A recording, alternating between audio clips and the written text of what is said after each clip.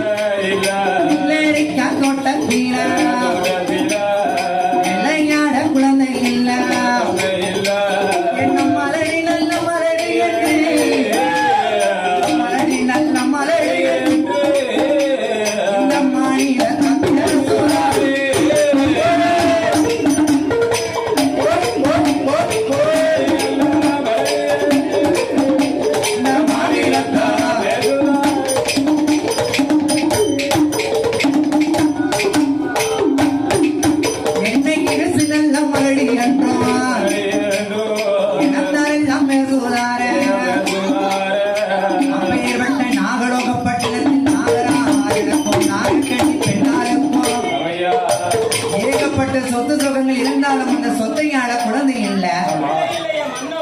அதாவது பிள்ளை இல்லா கவலை பெருங்கவலை ரொம்ப உண்டு. மதலை இல்லா கவலை எது மனக்கவலைகள் ரொம்ப உண்டல்லவா. அந்த நாகராஜன் இடமதிலே நாகக்கண்ணி சொன்ன போதே ஆண்டவன் பகவானை நோக்கி 12 வருட காலம் பாரத்தவம் செய்தார். ஆதி வெள்ளி கைலாசத்தில் அங்க என்ன நடக்குது என்று கேட்டா, ஆண்டவா பகவானை படியிழக்க போறேன்னு சொல்லுவீங்க. இன்றைய தினமதியில உம்மோட இடமதியில நானும் படியிழக்க வர போறேன். அம்மா பார்வதி படைத்த உலகத்துக்கு ஒளிமதமா படியிழப்பாய். அதாவது ஆண்டவன் பகவானுடைய படைப்பு பலவித இருக்கும். பிள்ளை உள்ளவர் பிள்ளை இல்லாதவர், மதலை உள்ளவர் மதலை இல்லாதவர். பார்வதிய ஆண்டவா இன்னைக்கு நீ படி இழக்க நீ அழைத்து விட்டே செல்ல வேண்டும் என்று படி இழந்து 2 பேரும் வரும்போது அச்சுதன் கோமாளக்கண்ணன் பார்த்தார். அதாவது நம்ம மேல பார்வதியா சத்தியம் செஞ்சிருக்கா, அவளை பரிசோதனை செய்யணும்னு சொல்லி ஒரு பெரிய ஆலமரம் சித்தார். அந்த ஆலமரத்துல 5 வயது சிறு குழந்தையான ஆடு மாடுவதற்கு இலை வெட்டுவது போல் பிறவி செய்தார்.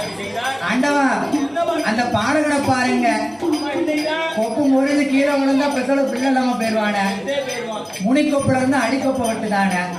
அந்த குழந்தையை காப்பாற்றணும்னு சொல்லி எம்மா அம்மானு சொன்ன நீ காப்பாத்து, அப்பான்னு சொன்ன நான் காப்பாத்துதே. அவன் என்ன சொன்னா, நீங்க என்ன சொல்லுவீங்க? உங்க மைனின்னு சொல்லுவீங்களா? அப்படியா? செத்தேன்னு சொன்னா செத்து போனா. அப்படின்னாகவே நாகலோக பட்டணம் வரக்கூடிய வேளையில அந்த நாகராஜன் கணக்கை பார்த்தார்கள். இவரோட தவத்தை பார்த்த பார்வதியா, ஆண்டவா இந்த நாகக்கண்ணிக்கு ஒரு குழந்தை வரம் கொடுத்தால் என்ன? ஏ பார்வதி உன்னை சொல்ல அமைதியாத்தான வர சொன்னேன், நீ இப்படி பேசிக்கிட்டு இருக்கிய. அவளை இணைப்பொள்ள பெண் அல்லவா, பெண்ணுக்கு பெண் மனமிறங்கி ஒரு குழந்தை வரம் கொடுக்க வேணும்னு சொன்ன போதே எடே அம்மா பார்வதியா, ஏடி அம்மா பார்வதியா, அந்த நாகராஜ நாகக்கண்ணி நாகராஜ நாகக்கண்ணி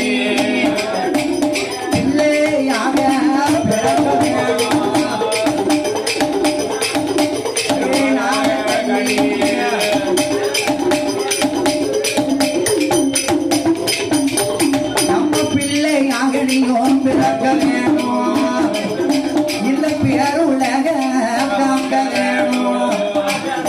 அம்மா மதலையாக பிறக்க வேணும், பிறக்க வேணும். அவர்கள் மலட்டு பட்டோம்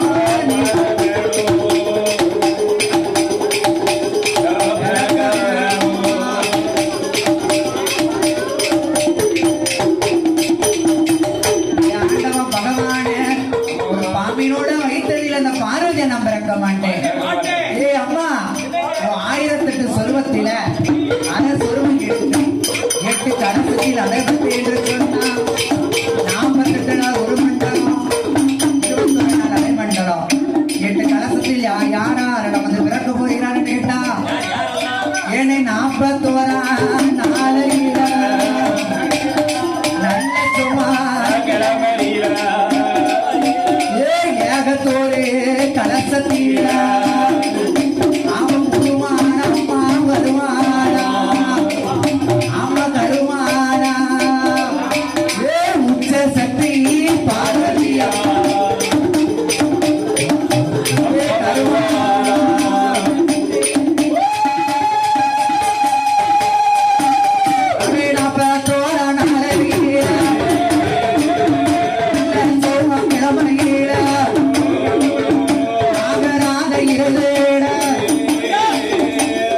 கண்ணி அடையிருக்க நல்ல கிழமை